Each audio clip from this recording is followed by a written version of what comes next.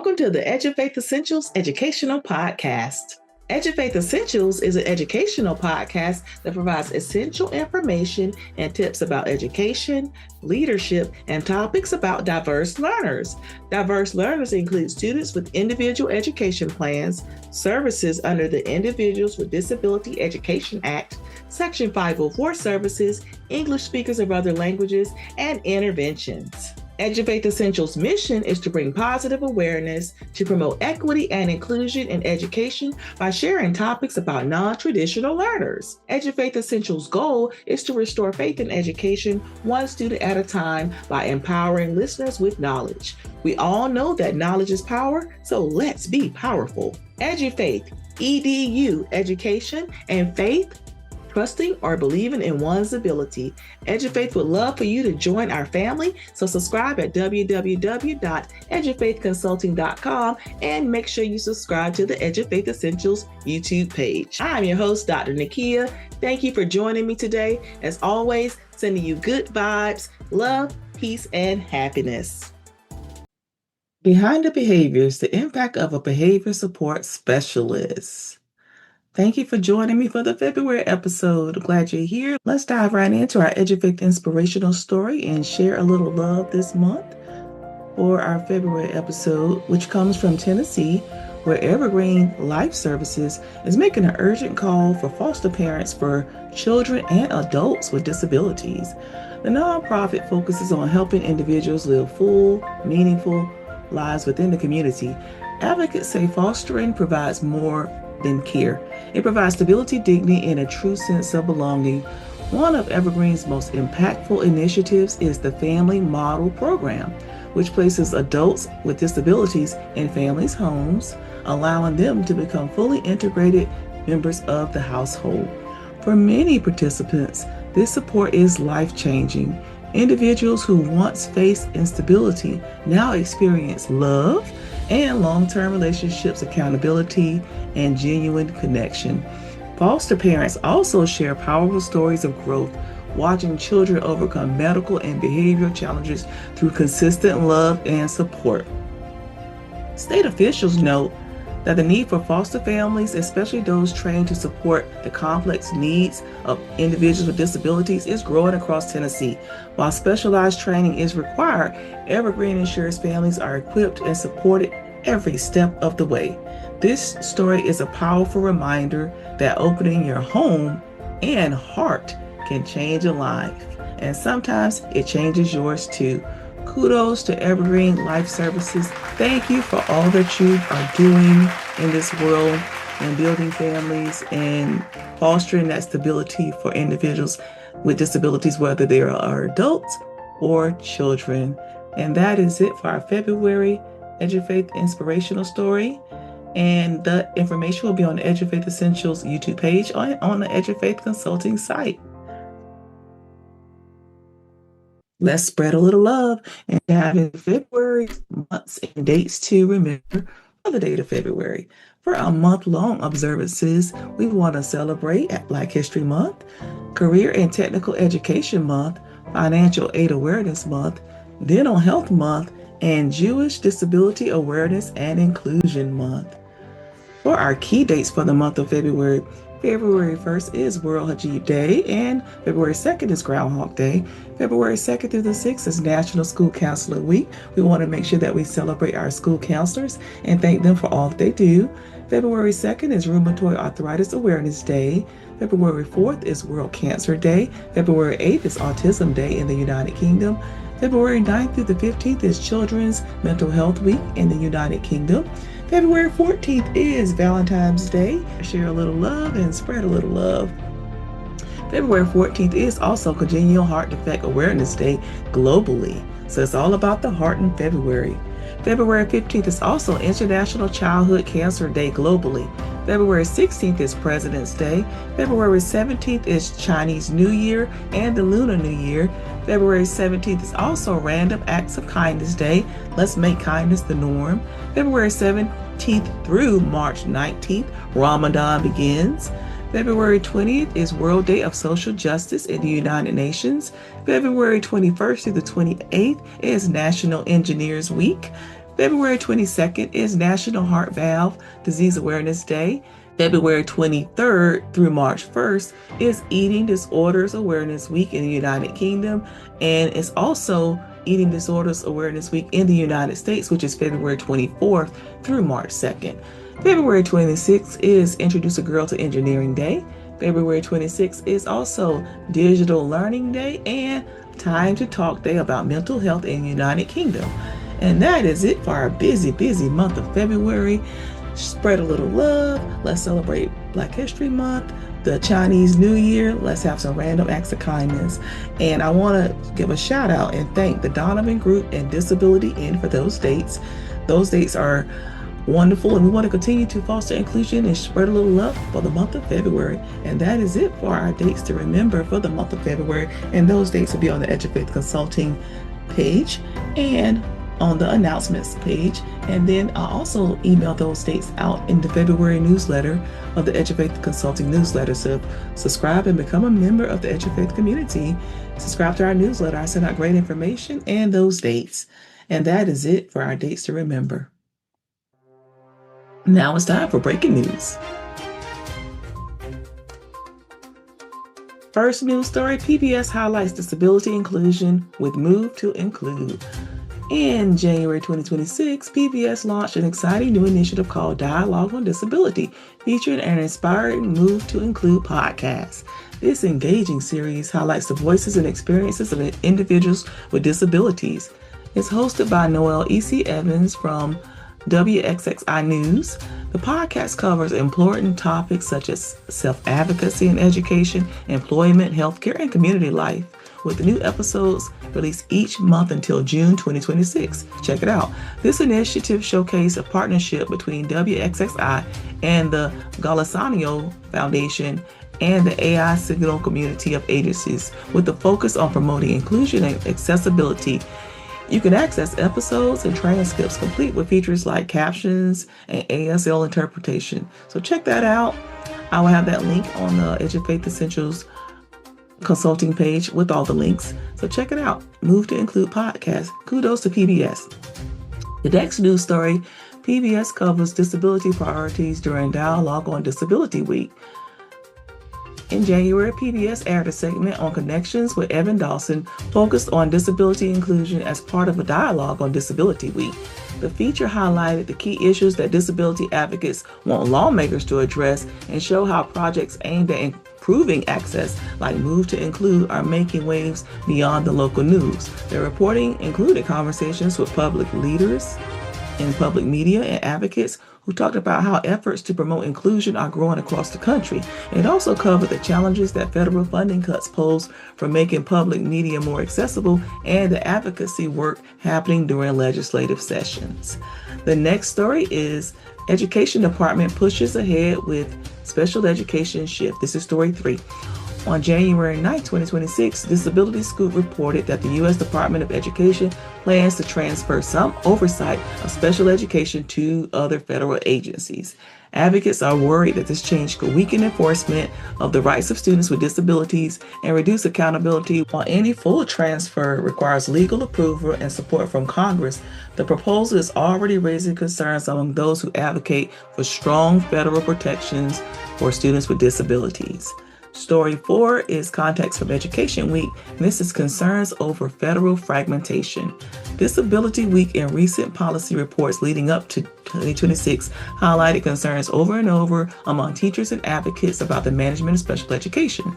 Critics worry that moving parts of the Individuals with Disabilities Education Act to different agencies could weaken accountability and create challenges for schools, potentially sidelining students with disabilities.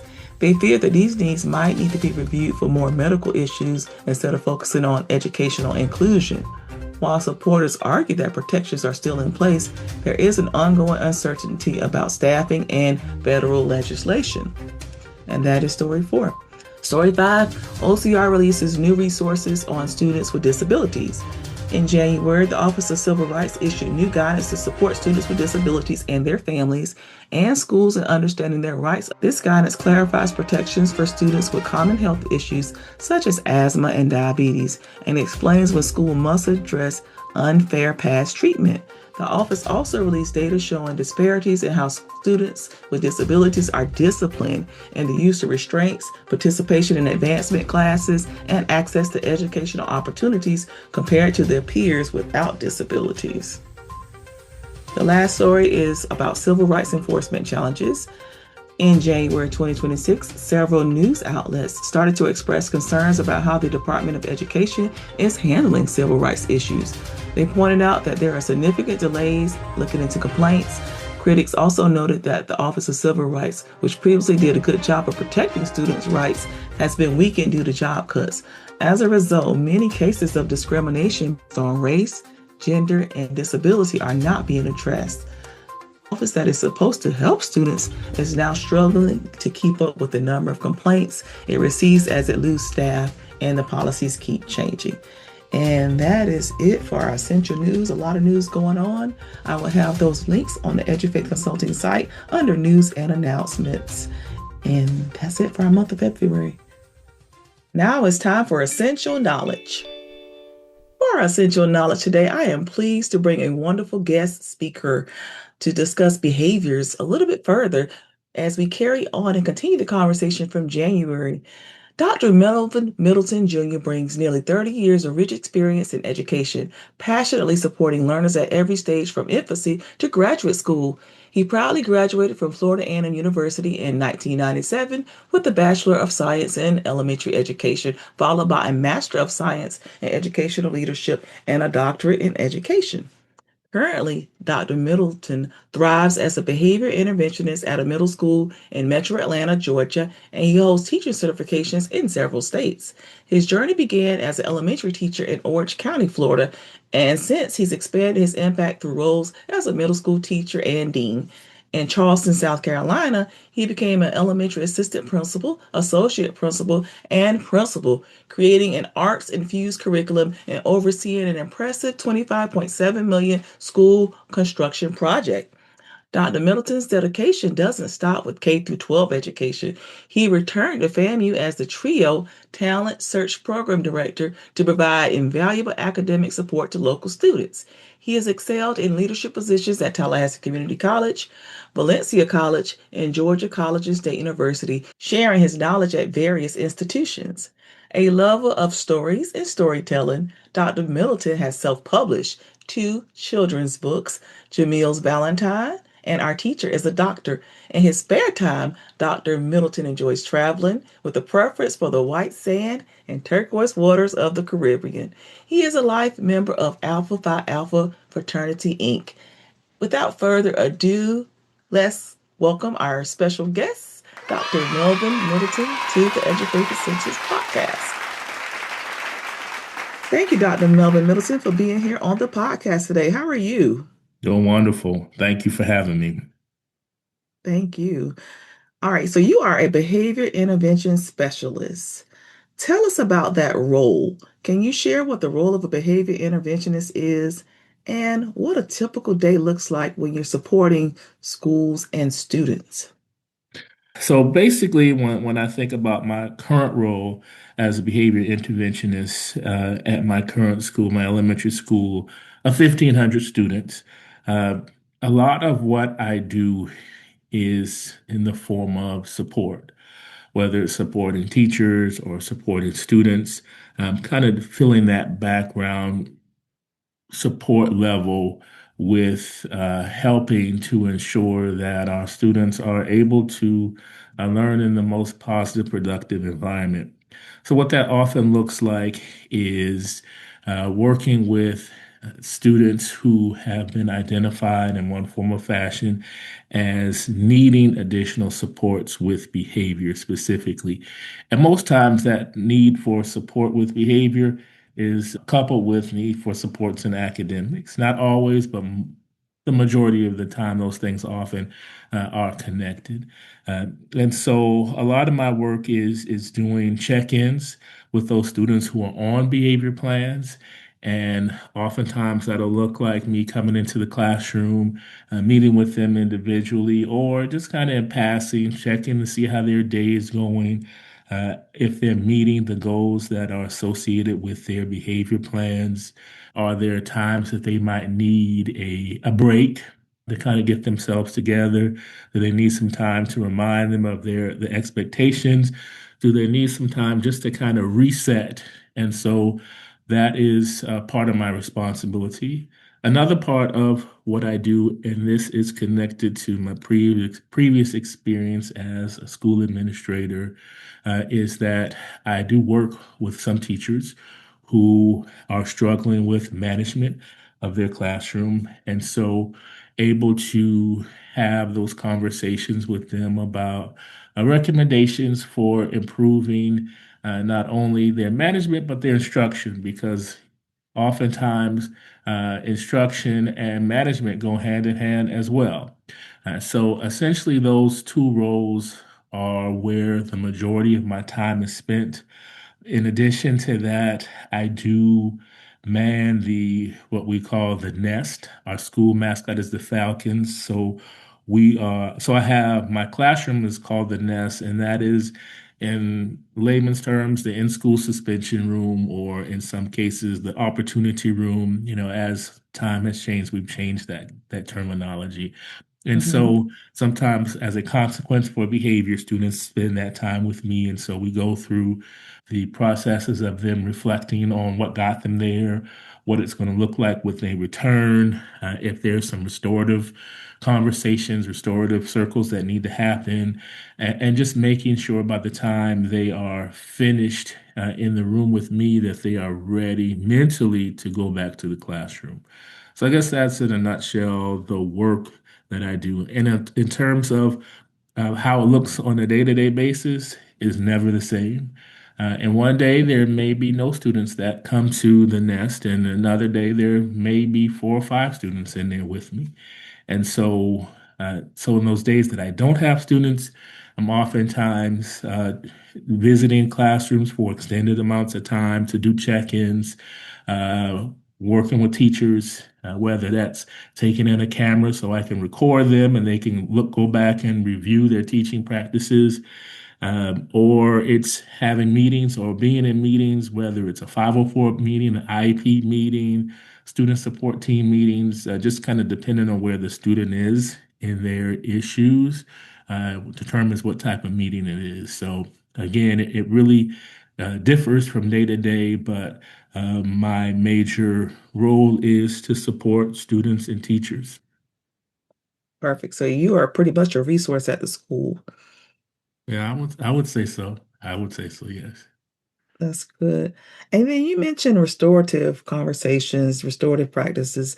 So for our Mhm. listeners, could you tell us a little bit more about restorative conversations or restorative practices since you mentioned that? Sure, sure. So I would say this concept of restorative justice or restorative practices has Hmm. come into prominence, I would say, maybe over the past decade, or not in the classrooms. From my perspective, maybe longer, but from my experience, I've seen a resurgence in the use of restorative practices. And restorative practices focus on, as the name would imply, restoring the environment, restoring relationships. And that is Hmm. done by focusing on relationships and accountability and communication of the issues that have arisen. One of the bedrocks of the restorative practices in our school is the use of morning meetings. And so in that morning meeting, what happens is the teacher is very intentional about facilitating communication between the students and the teacher to address issues, address concerns, provide a safe environment for conversation, for communication. It provides an opportunity for teachers to bring about concerns. Say, hey, students, it may be that I've seen in the on the playground during recess that students are really having a hard time getting along. Let's talk about that. And so it's a non-confrontational place to discuss issues and to provide solutions. Hmm. It's that idea that when we communicate our concerns in a non-heated a calm environment, you can bring about solution. Also, a major part of the restorative practices is the restorative circle, which is kind of what we talked about within the classroom, but sometimes is in a smaller scenario. Maybe a few students are having a conflict, and so you bring those students together, and the facilitator is myself or a teacher or a counselor will have this environment set up where, again, the students can talk about the concerns, how something has impacted them. Maybe someone said something or, hit somebody or whatever. And Mm-hmm. so you can talk about, well, when you did X, Y, and Z, this is how it made me feel, and this is how I'm feeling now. And so the idea is to come to a resolution and communicate with each other, whether it's the student to student, student to teacher, teacher to student. But again, the idea is to communicate, take accountability, and then develop a plan for moving forward. And so those are the basic tenets that we follow in terms of restorative conversations. But it really goes back to this idea that what we found in education that punishment is not going to typically change student behavior. You can't punish a student into compliance. And so when we look at how we move to a more positive learning environment, we understand that these restorative conversations, the restorative circles, the morning meetings are methods for us to do that. We look at what we call logical consequences for Mm-hmm. behavior. And so, what that essentially means is, hey, if a student's in the cafeteria, they dump their tray on the floor, what's going to be a consequence for them doing that? You're going to need to clean that up. It's not a custodian's responsibility. It's going to be you. So a logical consequence for that behavior is that you clean up the mess that you made. It sounds like a lot of the restorative circles and conversations is ownership for the students, the teachers, whoever's involved.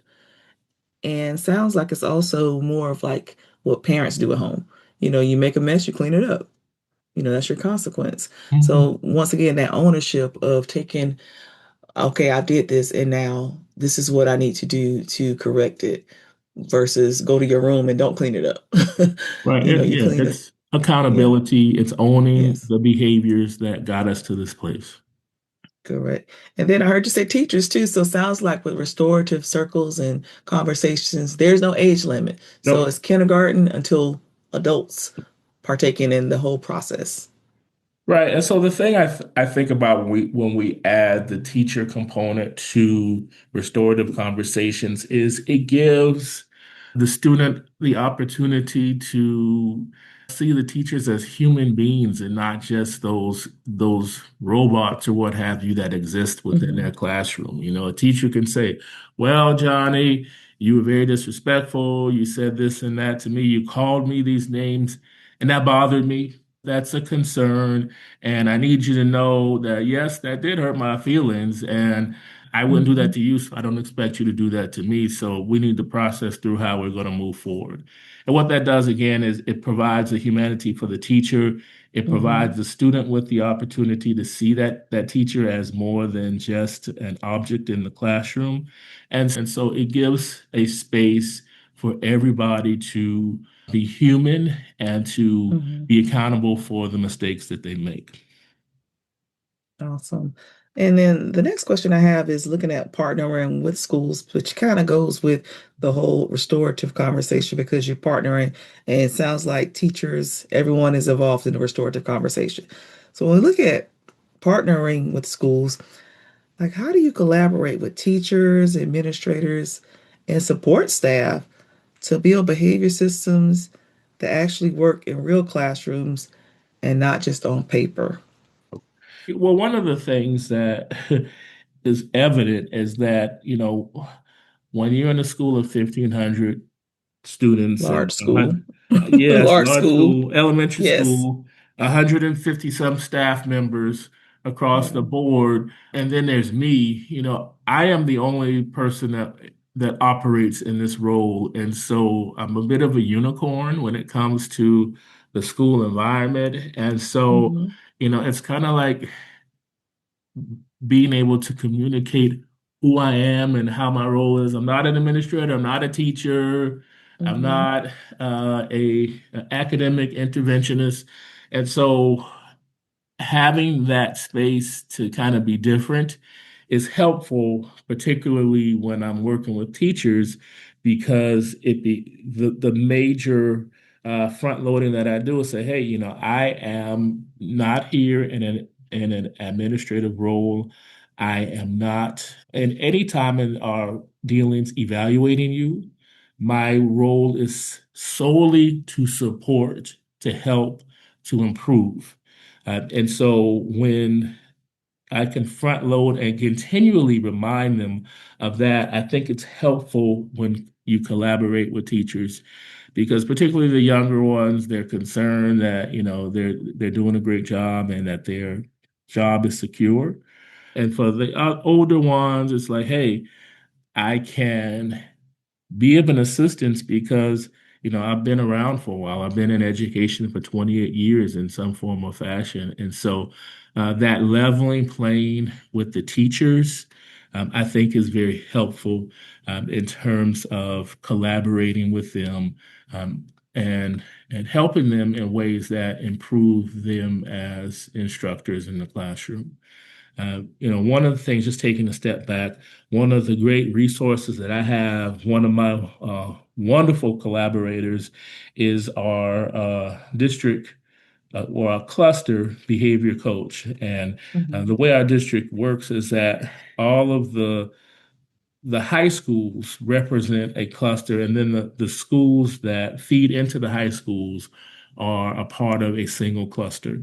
And so within a cluster, we have a behavior coach from the district level who supports us and provides consultations and in some cases in highly consequential evaluative processes for teachers, they're serving on those evaluation teams. And Mm-hmm. so that individual has been definitely a tremendous resource as I learn the logistics of a county this school district that Mm-hmm. I'm new to.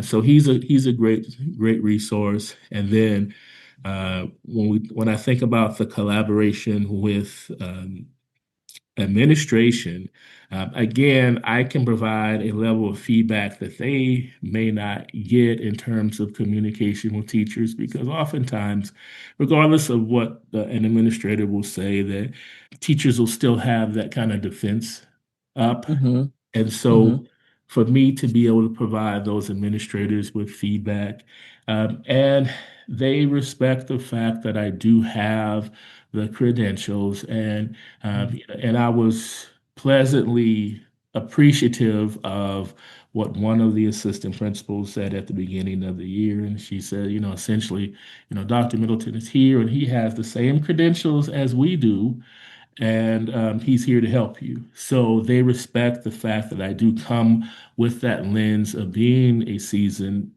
educator, seasoned administrator who can see those instructional pieces, see those management pieces, and can provide that feedback. So they have put a great deal of trust in me without the micromanaging. So the ability to communicate, to be frank with administrators about issues that arise, I think is a great place for me to collaborate. And then to support them in some cases where they may need an extra hand or they may be shorthanded in the building. And so I may fill some of those roles in terms of, removing students from a classroom or kind of just working with them. But yeah, so across the board, those relationships differ, but in all aspects, it goes back to the same process, same concept that I serve as a support for the schools, whether it's the teachers, students, or admin. And you're in a unique situation, your district, because I've seen behavior interventionists before in my past district. They were at the district office and they just went into the schools, and visited. But your scenario, you actually are in the school and house in the school as support, which is different. And my point is that the role of a behavior interventionist, you said it earlier, is different among districts and counties. So I just wanted to provide that to our listeners.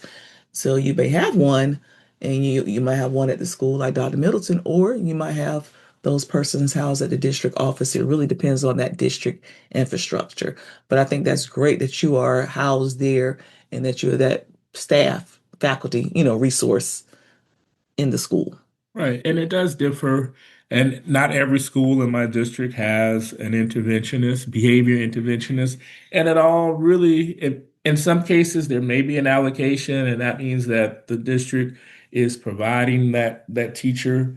And that's why I am on a teacher line. But they may Hmm. provide that position. In some cases, schools may kind of swap out for other things. And so it really, again, depends on the population, the numbers, the makeup Hmm. of the population, how consistent it is in terms of the need for behavior support. So all of those things factor into whether or not you have a in-house behavior Hmm. interventionist, or in the case of all of our districts, you have the cluster behavior coach that can come in and support. Hmm.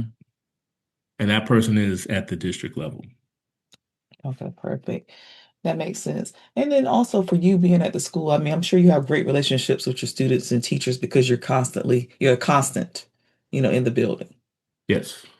So there are Yes, pros and definitely. cons to both. It just depends on how your district does it.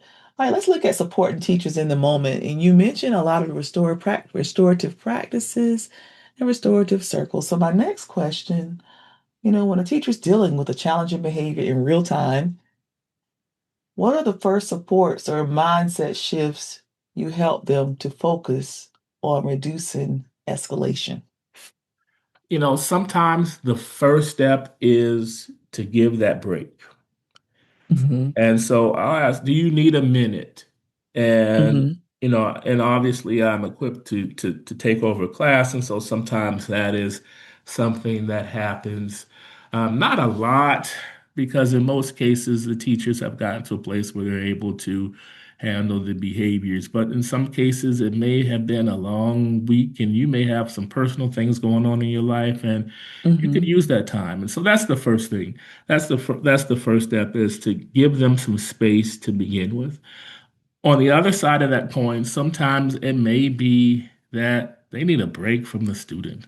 Hmm. They may be doing everything they can to provide the interventions and do the corrections and modeling and all that stuff.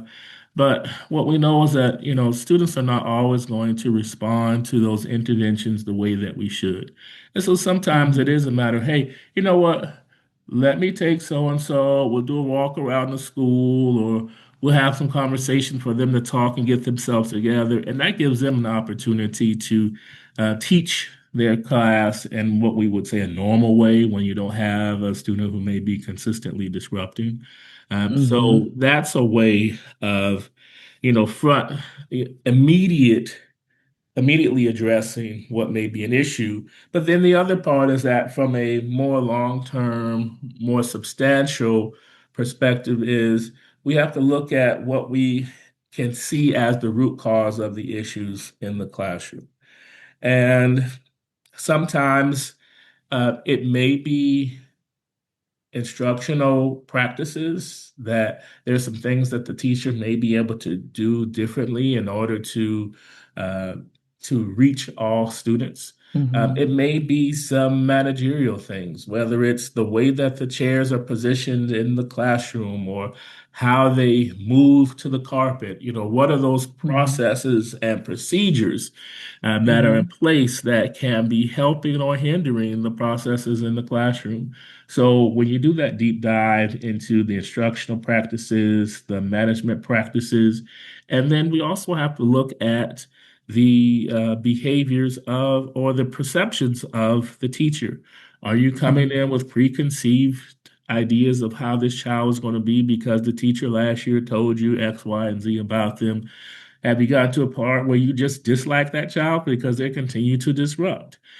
So are those levels of dislike permeating into your attitudes and behaviors towards the Hmm. child? So there's some reflective pieces that have to happen as well. One of the great things that I've been able to do is to come into the classroom with a video camera and record a lesson. And then what I do is I don't say anything in terms of feedback for the lesson. I'm just Mm-hmm. scanning the classroom with the camera. And sometimes Mm-hmm. I'll focus in on little pods of students who are misbehaving and just record so the teacher can see it because sometimes the way the classroom is positioned or how a teacher Mm-hmm. may be biased to one end of the classroom to the other, not really paying attention in the back. So doing a good scan of that classroom throughout the lesson. And then, in this day and age, you take out that card, put it into my laptop, and then I'm able to send the clips of the lesson Mm-hmm. to the teacher and then let them watch it. And then Mm-hmm. oftentimes there are things that as a teacher that you see that you normally wouldn't because you're so busy trying to get the lesson done. So Mm-hmm. providing those reflective opportunities, providing them the opportunity to view themselves as they're teaching in real time, I think those are, some of the components that are helpful as I work with teachers. Do you provide any professional development or trainings to teachers as well? Yeah, absolutely. One of the things that I have been able to do is uh, provide specific sessions, and oftentimes Mm-hmm. they are at the request of the administration. Mm-hmm. It may be, let's talk about how we put in discipline referrals, or let's talk about how we facilitate restorative circles. And so essentially, in most cases, when we have professional development days, or we have what we have Monday, the first Mondays of each month. We have additional professional development in the afternoon.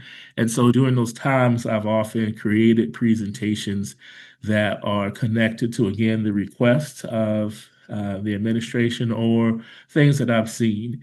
And then another Mm-hmm. component of that is I work with the instructional coach who is charged with supporting first year teachers, so the new teachers. Mm-hmm. And so I've done presentations in that aspect as well.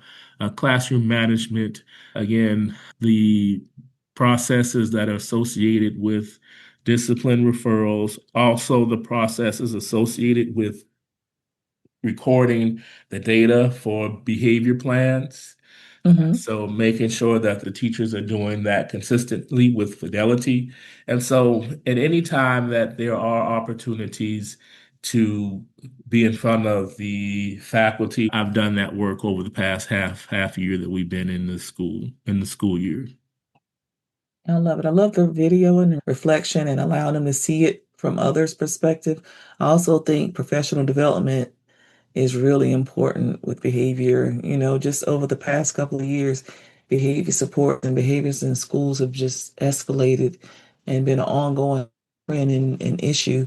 So I think it's great that you could provide the reflective piece for allowing them to see themselves and see their classroom, and this is what others see.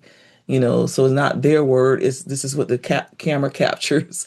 But Yeah. then also having the training, which is so important. All right, let's shift to parents and family partnerships and engagement. So, how do you involve families in the behavior support process? And what advice would you give parents who want to better support behavior goals at home? With my role, I don't have the first contact with parents. Mm-hmm. Uh, because everything I do is in support of others. And so usually my role with parent communication comes in the form of meetings, whether it's a student support team meeting, whether it's the start of a IEP meeting or the establishment of an IEP, a 504 plan. Or Mm-hmm. sometimes I will work with teachers who are beginning to have those initial concerns with students. And, they come to me and say, oh, so and so is not uh, behaving in class. They're up out of their seat, they're yelling and this and that. And so my question is, have you talked to the parent? And Mm-hmm. not even so much as just talk to the parent, but have them come in because I think there's a level of seriousness that is attached to we need a physical conference as opposed to I'm gonna call you in the moment when I'm angry. So helping teachers through those process, kind of coaching them through what they should and should not say, how they kind of come to the meeting. Are you prepared? One thing, particularly with new teachers, that they'll come to a meeting with empty hands, and so that to me can be issue for parents. Is like, okay, they're not bringing any Hmm. information. They're definitely not coming to take notes. What are we doing here? So, even if you're just faking it with a notebook, come with something that looks like Agreed. you are engaged, look like you're coming for a problem, and not just to kind of regurgitate your concerns about a child. So coming with information. So in any form, whether it's the grades, whether it is behavior charts that you've done, bringing those Hmm. things, I think is helpful. And then, one of the things with parents that I feel that I take the liberty with, again, just based on my time and experience is, I can probably say things, ask questions that admin may not necessarily want to approach. And that's not always the case, but that's just in my thought process. But in terms of, we have these conversations where there may be a grandmother who is taking care of her grandchild who's having serious behavior problems, and she's talking about all the services she's trying to get for him and his siblings, and still trying to support the children's mother, and how Hmm. difficult it is. And so there comes a time in a meeting like that where I'll stop and say, hey, I understand that you are doing all of these wonderful things and really trying to support these people in your life, but you also need to support yourself. Please make Hmm. sure you are implementing self-care. That that whole idea that when you're on a plane, and those oxygen masks come down, you got to put that mask on yourself before you start helping other people. So being able to kind of address parents from that quote unquote OG perspective. And that's what I say, 28 years in education, I have some experience in Love these it. matters. So please take this in the spirit that it is being given. Take care of yourself, and again, make sure that we're all listening, that we come to this place with a plan, with the idea of resolving issues, getting this child to the best place that they can be in the school. I love that. And I loved a couple of things that you said about teachers coming empty-handed. I mean, teachers, you have to be professional. You can't come empty-handed, but you also can't come and hide behind a laptop. So Right. there's a balance. Yeah. Yeah. Absolutely. Absolutely. Mhm. I've seen that parents really pay attention and respect the teacher. So if you're coming empty-handed or you coming and you hiding behind a laptop, your engagement is just really important in meetings. Preparedness, data, being able to speak to the student, and just your whole disposition. Definitely. Mhm. So I love that you said that. And then I love the whole self-care. I like how you said that, you could say things that others can't because you have the background and you've been in education for 28 years. So you've seen different scenarios where you could speak to parents and say, look, take care of yourself. This is what's going on, and they value your credentials, which is, I love that. I love both things about the engagement for teachers and preparedness, and then just being able to be transparent with parents about holistic things that are going to impact the child ultimately. All right, let's shift. We talked about, you mentioned this a little bit, the paperwork of behavior. So PBIS, FBAs, BIPs. I talked about that in the January episode. I explained what those things were, those documents were as far as behavior.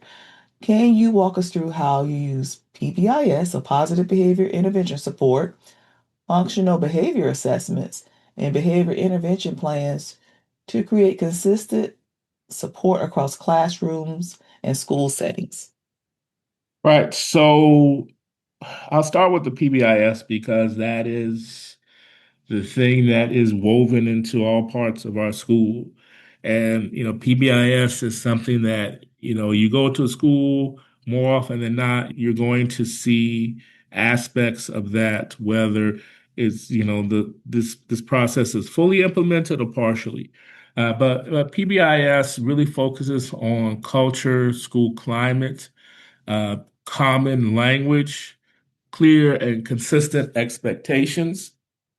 And usually those expectations come in the form of 4 or 5 concepts. And so it's usually in some form of an acronym. And so for us, that the acronym, because we are the Falcons, it's SOAR, SOAR. And so scholarship, ownership, attitude, and respect. And so all things within school culture can be referred back to those concepts. And so, whether it's in the classroom or whether it's in the hallway, whether it's in the cafeteria, so what does soaring in the cafeteria look like? And so there's a matrix that discusses what scholarship, ownership, attitude, and respect look like in the cafeteria. And so every space has that matrix. And so that becomes a part of every piece of our school day. And in conjunction with those expectations, we have a reward system that's put in place, and students earn what we call Falcon feathers. And those feathers are then, as you awarded them, you're able to, at given times, cash them in for things at our PBIS store or a Mm-hmm. special event, whether it's a little a dance party, a picnic, uh, Mm-hmm.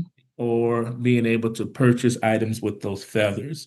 And so that's something that is students expect, and they know what it takes to get those. And so we make sure that we are utilizing that language when we award Falcon Feathers to say, okay, Johnny, uh, thank you for showing ownership in the cafeteria by picking up uh, that milk carton that wasn't yours.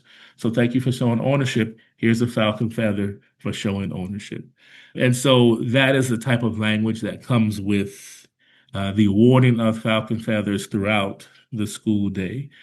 It's just a way of focusing on the positive and not relying on punitive measures.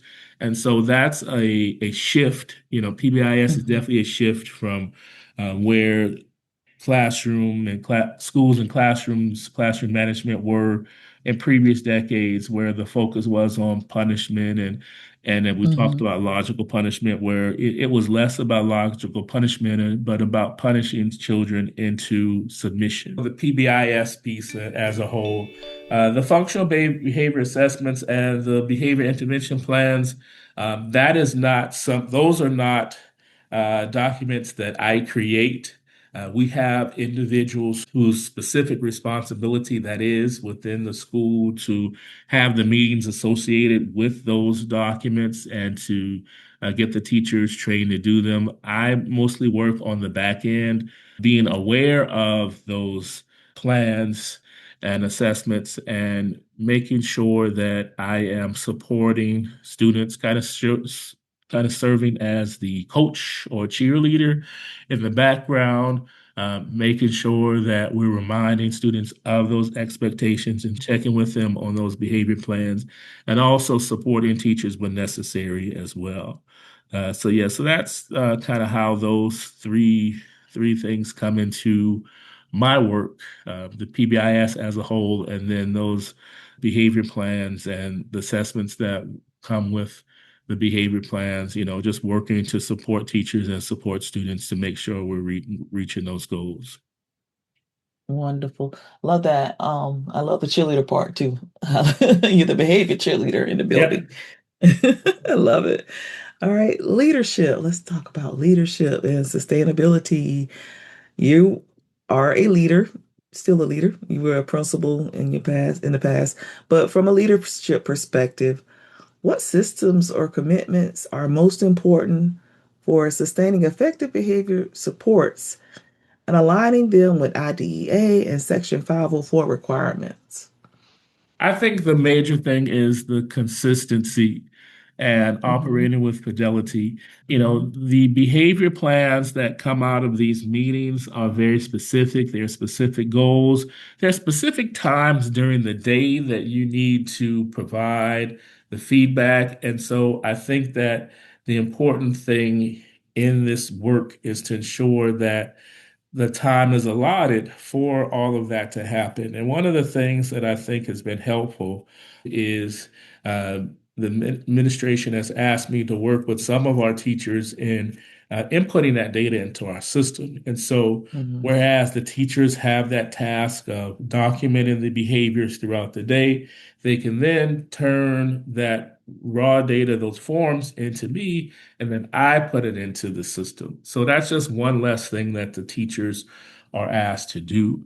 But it's important that the teachers are ensuring that they are keeping up with that process and providing the data as needed.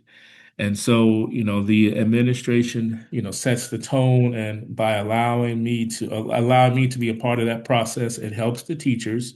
But again, there is a level of accountability that happens still, is that if you're supposed to record data for a student in terms of their behavior Mhm. addressing a specific goal, and it says that it needs to be done at the morning meeting, during ELA, during math, during lunch, and so on and so forth. You got to make sure that that's getting done. So there Mhm. has to be a sense of accountability there that comes down from admin to make sure that it's happening. But making sure that they're not having to reinvent the wheel, and supporting them with some templates that can be helpful. Yes, and I like that you mentioned that the data, like you have to implement it with fidelity. Yes, You can't just hit and miss, so you have to consistently implement the data and IEPs and 504 plans with fidelity to, draw other goals or determine what needs are being met and what additional supports a student needs. So I love that you mentioned data, but and mentioned entering or consistently implementing the data with fidelity to see what's going to support that student. absolutely. I wanted to ask this when you were talking about role and impact. Is there a time of day or is there like days of the week where behavior seems to ramp up a little bit among students since you're in the building, Yeah, daily? yeah, What do you I'll see? tell you this, and that's one of the wonderful things that I've seen with this district is the way that data is recorded and then can be recorded and then reported. And Mm-hmm. so our system, which is called Synergy, and it's a tool that any number of districts are using. But the way we can break down when behaviors are happening, where behaviors are happening, and Mm-hmm. one of the places that is an all-time issue is the bus. And not in the mornings, because I guess students are still asleep, but Mm-hmm. there are behavior issues that come up most consistently on the bus in the afternoon. And I guess part of that is the reality is it could be 20, 30, 40 kids on a bus with Yeah. one adult and maybe a monitor, and more And they're likely, driving. and they're driving, yes. Yes. So there are behaviors that show themselves there. And in terms of locations, one of the places that we may see a rise at the beginning of the year is within those special areas, because Mm-hmm. those special area teachers aren't seeing those students as often, so the students may be a little more emboldened to provide challenges in those special area classrooms. And then the other scenario where we see most of the behaviors is with our kindergartners, because for many of them, this is their first foray into organized school. They may have been in a daycare where there may be about 5 or 6 kids in the class with them, but they're in a class with maybe 20 other students. And so they're learning the social norms of being in a classroom. And so Mm-hmm. oftentimes that's where we're seeing the most challenges in terms of behavior. So those kindergartners are still learning. And so Mm-hmm. our highest rates of discipline referrals are often in the first half of the year with that group. Gotta give them time, teachers. You gotta give them time to adjust. A little, as much Time as you can, matters. yeah. Yeah, time matters. Thank you. So let's tips for parents. Give me about 2 tips for parents from your role and from your lens. What would you tell parents? I'd say the first thing is to listen to the teachers listen to your child teacher before you kind of go off your rocker, if you hear something that your child has said the teacher has done. So it's the idea of, nobody wants to believe their child doesn't always tell the truth, but there's always another side to the story. So before you make up your mind, give the teacher the benefit of the doubt to hear their perspective if there is a concern. And along with that is to ensure that if you have some concerns with your child's teacher, um, don't express those concerns to your child. Because what oftentimes happens is if the teacher is doing if the parent is expressing frustration and maybe saying things about the teacher that they shouldn't, and that's done in front of the child, that provides that child with a open door to be disrespectful to that teacher. So Agreed. yeah, I just ask that parents be a little less apt to fly off. I know that's your child and you want the best thing for them, but just hear the whole thing before you go into defense mode. And then the other piece of advice is whether it's a kindergartner or 12th grader, your presence is valued. And whereas that 12th grader may not welcome that presence, it's still valued. Might not be wanted, but it is welcomed. So I just feel like there are moments in time that parents can be a part of the classroom environment. It's not just about coming to a PTA meeting or coming to pick up your child if the school calls, but to come visit, come volunteer, get to know your teacher, the child's teacher or teachers, so that you already have a relationship if there is a call that happens. A parent should not go through an entire school year and not know the names of their teachers. It shows a lack of engagement. It shows that there is space for a little bit more due diligence into what's happening in that child. And we understand that parents are working multiple jobs and whatnot. But, as a parent, your first responsibility is to your child. And so make sure that we are providing a united front uh, from the classroom to the teacher to the school and the parent, and so that can only be done by providing presence and showing their presence in the classroom, in the school environment with their child. Totally agree with that. The whole mantra for season 4 has been it takes a village and being collaborative. Yes, yes, So definitely. what I took away from that was parents, your presence is needed for K through 12 and beyond, supporting your child. And then, respect the teacher, talk to the teacher first. Don't discount, the academic teacher's expertise. Talk to the teacher. Once again, be collaborative. It takes a village. Don't speak down or talk about this teacher in front of the child. We don't want to open up that window for disrespect. And then another thing was, I know you had mentioned this earlier, where it's like, don't discount the academic environment. You mentioned how a child looks in school is different than the home environment. Right, because that's one of the things that oftentimes parents will say. They get in a meeting with a teacher, and the teacher will say that the child is being disruptive. They're getting out of their seats. They're having problems with other classmates. They're talking back, and the first thing a parent wants to say is, "He doesn't do that at home." Well, no, he doesn't do that at home because he doesn't have 20 children vying for his attention with you. He's not expected to sit in a desk or at least sit at his or her desk. He's not expected to do much academically in the home. In some cases, there's more expectations, but in most cases, the academic requirements are not nearly as what they are in the classroom.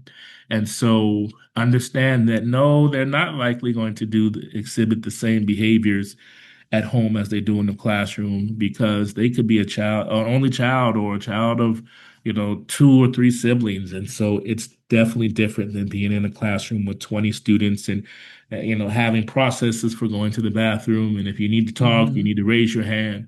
All those expectations that come with classroom culture are quite different. So again, it's that idea. Yeah, they may not be doing it at home, but that doesn't mean that it's not going to happen in the classroom. Perfect. Now, what about our educators? What two tips would you give our teachers from your lens? Well, the first thing that comes to mind, and it can be a little controversial because, of course, we're in this thing where we have this shortage of teachers. But, I am a firm believer that just because you want to be a teacher doesn't mean you should be a teacher. It's not for everyone.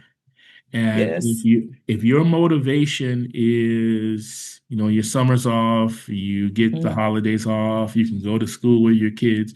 If that's your motivation, then that's not going to be enough. You have to really, in this day and age, with all the demands and requirements placed on teachers, you got to really want to do this job. and So like kids. You yeah, have to you like have to like kids. it. Yeah, if you don't like children, it's going to be hard. And so, if that's not you, then there's not enough coaching, not enough improvement plans that can change that perspective. So, I can think of two times in my career as an administrator where I've had that conversation. Well, hey, is this Mm. really what you want to do? Is there something else in your life that you aspire to? Because this doesn't seem to be a priority. And so, yeah, so I think it's important to be reflective, to make sure not only that we want to be here, but that we're continuing to grow. So, I think that's important.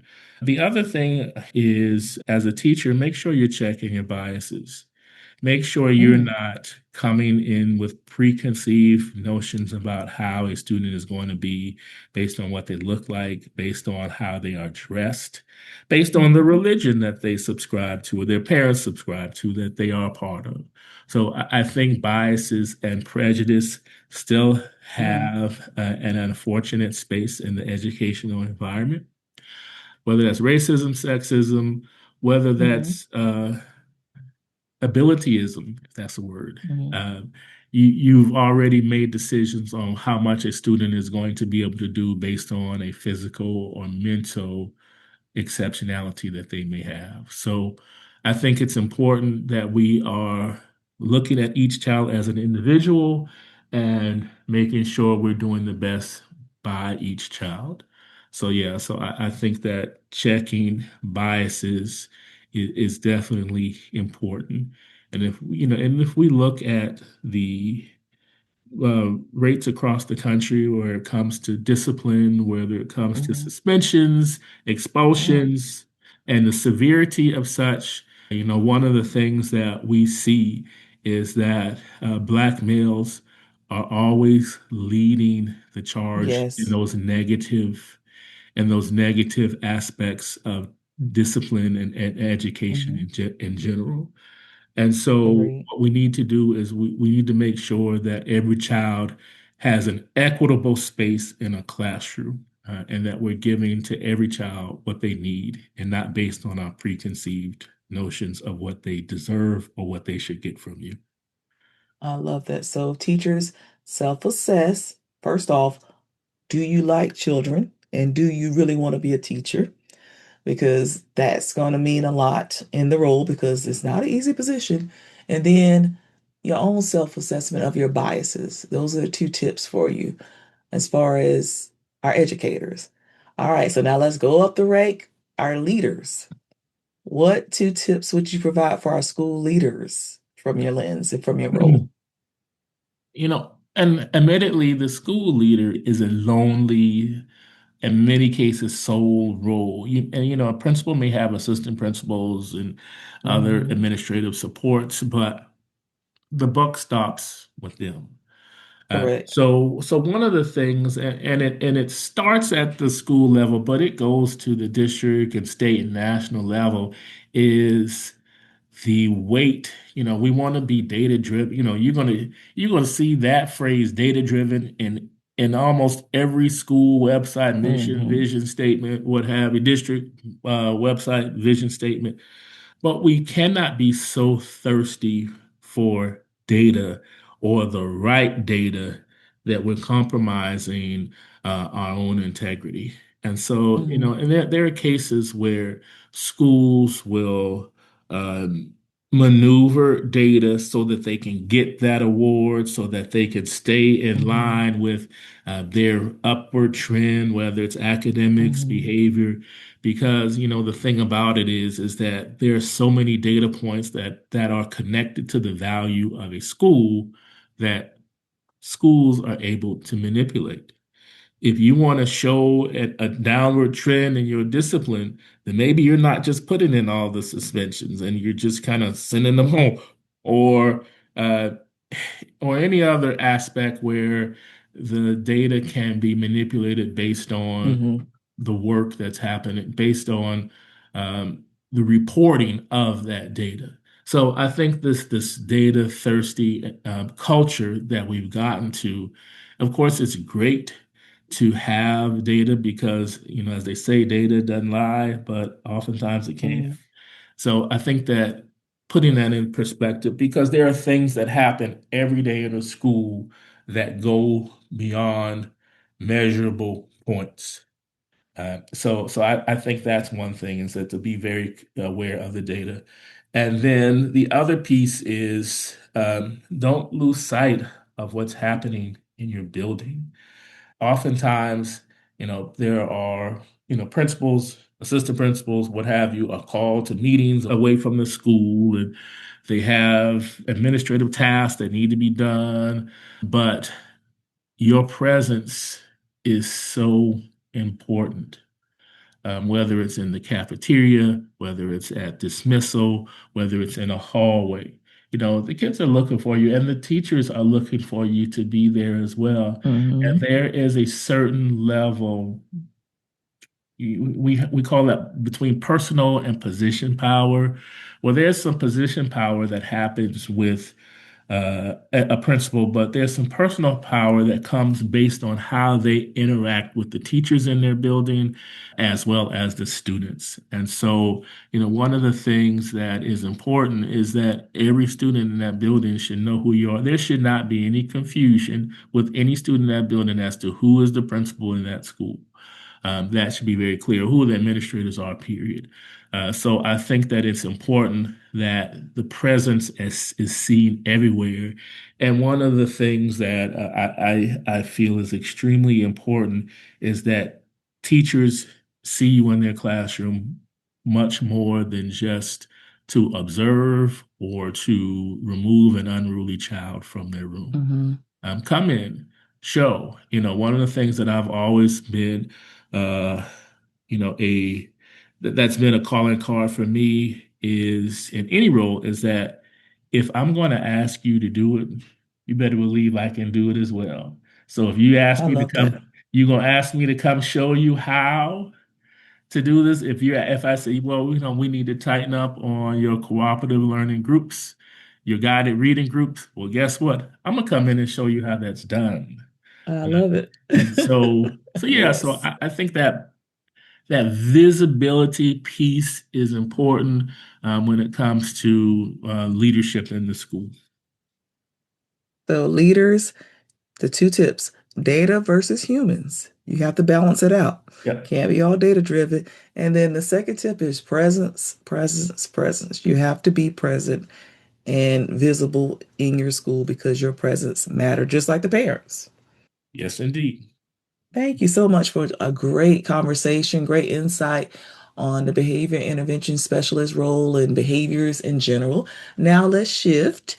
You have some books yourself. You are a self-published author and you have some publications. So tell us about your books, the origination, and how we can get in contact with you and purchase your books. Sure, sure. So, literature books have always been a part of my life. And of course, as a child, you're accustomed to reading fairy tales. I can remember, as a child, the Berenstain Bears series, Inside, Outside, Upside Down, Yes. you know, Yes. and, and the Cat in the Hat. And I'll be honest, I've never been a fan of the Cat in the Hat. Dr. Seuss, the rhyming just was too much for my little brain, and it still is today. But, as children, we are inundated with literature opportunities, hopefully. And so for me, I embrace those. And I can Hmm. remember as a child writing plays based on the books that I read. And so I love that environment of books and learning, and specifically the stories that come out of these books. As I came into adulthood, one of my aspirations was to be the next LeVar Burton on Reading Rainbow. I love I it. Reading thoroughly, Rainbow. I yes, love it. thoroughly enjoyed Reading Rainbow. And the wonderful thing, I see that it is receiving a resurgence. There is a young man that's Yes, taken up that mantle, and so I think that's wonderful. I love Um, it. would love that it could have been me, but we all have our time and space. But yeah, I so agree. all things literature, and although he's come out of favor, Picture Pages with Bill Cosby, was Well, another Picture piece that was, Pages was it for me. I love yeah, Picture Pages and yeah, Reading Rainbow. Gen X here. that's right, Gen X, Gen X. And so, yeah, so again, the concept of stories and telling stories is something that has been a wonderful part of my life. And so, as I got into teaching, there would be times that I'd start working on a children's book, and I never could get past really the completion of the work, because the part of me didn't really see how I could get it out to the world. These major publishers, they're not really, interested in the lesser knowns, but I did not see how I could get to that space. Was Yes. there a publishing company that was going to pick me up? No, they didn't. No, that wasn't happening. And so I was exposed to the Amazon Kindle Direct Publishing, which is their self-publishing arm. And so in that same time frame, I just finished my doctorate. And so my question was, what am I going to do next? The doctorate had taken me 7 years. And so that was 7 years of school, of writing, of reading. Hmm. And so what do I do with my time now? And so I had taken the idea that I was going to start on another doctorate. And as I looked at the requirements, I said, you know what, I'm not ready to sign up for that again. And so Understood. it just was not. And so it came to this thing where, okay, let's tap into the creative, because you have been doing technical writing for the last 7 years, and add 10 because that was my second attempt at a doctorate. I had dropped out of a program previously. So it was 10 years of technical writing. And so I was able to tap into the creation of that creative spark. And so really, it probably took me a good full weekend to come up with the text, all of the text for the book. And the Amazon Kindle, KDP, Kindle Direct Publishing, gave me the Hmm. ability to submit the book, and Amazon took care of the printing and whatnot. Yeah. And so that got me to the space of completing that first book. I'll tell you, the second one, Our Teacher is a Doctor, um, is I would say my favorite of the two. It is a Hmm. personal story. There's so many personal aspects to it, whether it is the use of my family pictures that were recreated by the illustrator and part of the book. And so there are little pictures of whether it's just the use of the names or likenesses throughout the book, Hmm. that have become a part of that. And it's a personal story, semi-autobiographical, but just a special labor of love. And it's one that uh, it's in perpetuity. So those two are out. Again, of course, they're on Amazon, but you can search the name or you can search my name. You can also get more information, and it'll direct you to the Amazon site through my website, which is drmelvinmiddletonjr.com. DrMelvinMiddletonJr.com. Uh, that's a landing space. There's some additional information about myself, about the illustrator. There's also curriculum for both books that teachers can download and use for free. And so those are the spaces where you can find them. You can definitely look forward to installation number 3 in this series. It's Jamil and Company. So you're going to see Jamil and you're going to see Dr. Middleton and Jamil's classmates throughout the books that come in the near future. And so hopefully, as we get some additional content, that it becomes an anthology that becomes a curriculum that can be used in the classroom. So yeah, so Uh, those are the books. My labors of love post I love it. doctoral journey. It's so funny about the doctorate. I was the same way. My books came after I wrote my dissertation. I was like, what's next? Like, you Yep, conquered this dissertation. You like, I can do anything. absolutely, absolutely. Same thing, and I self-publish on Amazon. Very easy. So, Yes. listeners, if you have something in you that you want to share, don't discount Amazon. You can do it. You can do it just like Dr. Middleton.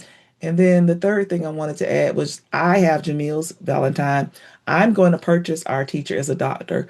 The illustrations of Jamil's Valentine, beautiful book. Right in time. It's February. This episode is coming out. This episode is in February. So perfect time to purchase it, gift it to a teacher, gift it to a family member for Valentine's Day, and then make sure you check out Our Teacher as a Doctor. Beautiful, beautiful visuals, beautiful, beautiful children's books.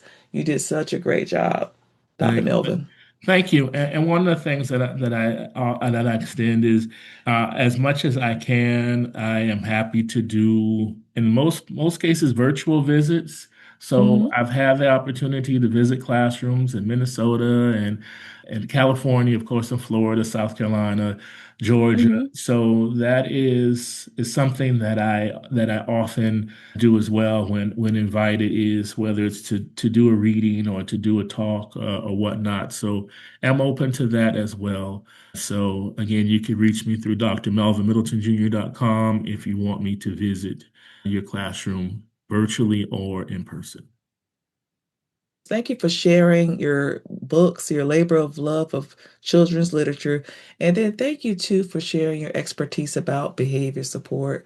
Both are equally important. Literature and reading literacy and sharing your books have that multicultural, all races are illustrated in your books as well.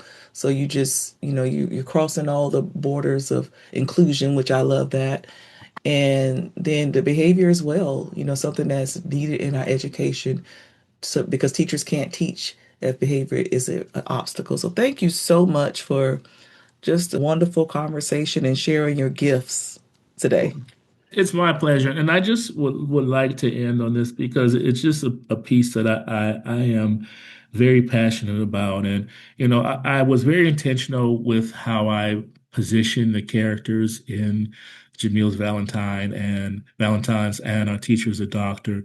I believe that, we can do as a society, we can do a lot better with representation in our children's Hmm. literature.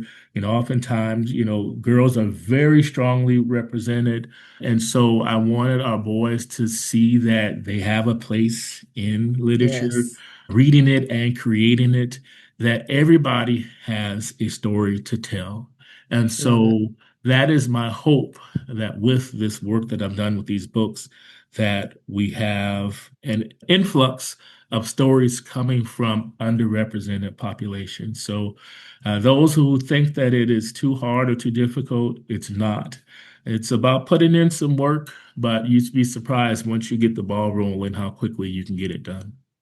Perfect. I love that's a great inspirational message. And I will have the link on the EduFaith Consulting site under the announcements and news as I highlight the episode, and then it'll also be on the EduFaith YouTube Essentials page. Thanks, Dr. Melvin Middleton. It Awesome, is awesome, my awesome. pleasure. Thank you for what you are doing. I have followed your process to get where you are right now. And so I thank you for elevating the voices that sometimes are not heard. And so I appreciate you for all you're doing as well.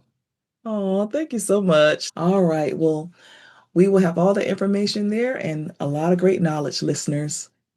Now it's time for our words of wisdom. As we close out this episode today, we've been discussing behaviors and how behaviors are so prevalent in schools and how it really does continue to take a village of parents, teachers, and administrators all working together. I want to leave you with this quote about behavior. There's usually an inside story to every outside behavior, and that is from Fred Rogers, wonderful Mr. Rogers from Mr. Rogers' Neighborhood. I want to leave everyone with that quote. There's usually an inside story to every outside behavior. So let's take some time to dig deep and help support each other and love each other. Happy Valentine's Day. I hope you have a wonderful February, and I'll see you next month.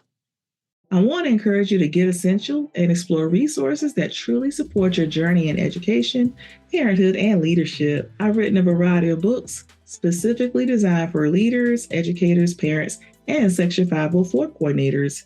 Each one created to inspire action, build capacity, and strengthen impact. All of my books are available on Amazon and the EdUFaith Consulting website. Be sure to follow me on Amazon under Dr. Nakia Simmons Cotton to stay updated on new releases and empowering content created just for you. We have essential tips for special education leaders, essential tips for educators, essential tips for Section 504 coordinators, and essential tips for parents. Now it's time to share. I enjoy connecting with listeners, offering advice, and answering questions and sharing inspirational story. I want to use this platform to share and care. Essential advice is your turn to ask for advice or share good news. The letters will remain anonymous and the stories will be featured on the podcast. Sharing is caring. Please email me at edufaithforall@gmail.com. That is EDUFAITH, the number 4ALL@gmail.com. All listeners should adhere to district policies, follow protocols, remain ethical, and adhere to guidelines in the best interest of children. EdUFaith Essentials does not assume responsibility or is legally liable for anyone's actions based on the information in this podcast. Before I go, I want to invite you to subscribe to www.edufaithconsulting.com to stay connected and informed. When you subscribe, you'll receive a monthly newsletter packed with fresh resources, leadership tips, and an insightful blog to support your growth as an educator, leader, or parent. www.edufaithconsulting.com. Scroll down, enter your email address, and click subscribe. Don't forget to check out and subscribe to the EdUFaith Essentials YouTube page, where you'll find practical videos, interviews, and essential strategies designed to empower your work and purpose. Let's grow together, stay connected, and stay equipped. Get essential. At EdUFaith Educational Services, we are committed to equipping families, educators, and leaders with tools, training, and support they need to thrive in today's educational landscape. In addition to our podcast, we provide a wide variety of educational services designed to address the needs of parents, support with disability services, meeting advocacy, service explanations, educators, guidance, coaching, professional development, and leaders, training, professional coaching, leadership coaching, and support with diverse learners and programs. We also specialize in college and accommodation advocacy, including SAT and ACT accommodation support, college and career readiness coaching, and parent education training for schools, organizations, and community groups. Our expertise extends to program development and review, including Individuals with Disabilities Education Act, Section 504, and inclusive practice frameworks. We offer customized professional development for schools, districts, nonprofits, and businesses focused on supporting diverse learners and inclusive education. EdUFaith is also proud to offer trainings based on our impactful Essential Tips book series, including Essential Tips for Special Education Leaders, Essential Tips for Section 504 coordinators, and Essential Tips for parents and educators. These sessions provide practical strategies, compliance guidance, and leadership insight grounded in real work experience and align with current educational policies. Go to www.edufaithconsulting.com to see what EdUFaith can do to support you. Don't forget to follow EdUFaith on social media to stay connected, inspired, and informed. Join us on Instagram, Facebook, LinkedIn, the EdUFaith Essentials YouTube page, TikTok, and other social media platforms for daily tips, encouragement, upcoming events, and behind-the-scenes updates. Whether you're a parent, educator, or a leader, our social media platforms offer valuable content, community engagement, and practical strategies to support your journey. Stay in the know and be a part of the movement. Follow EduFaith today. As we close out, I want to thank you for listening to today's episode and thank you for staying connected to the EduFaith Essentials podcast. Don't miss a moment to listen to the EduFaith Essentials podcast on your favorite platforms, including Pandora, iTunes, Spotify, iHeartRadio, and all other podcast platforms, including Buzzsprout. All links to the podcast and information is easily accessible on the EduFaith Essentials YouTube page. Tune in, subscribe, and join us as we inspire and equip you every step of the way.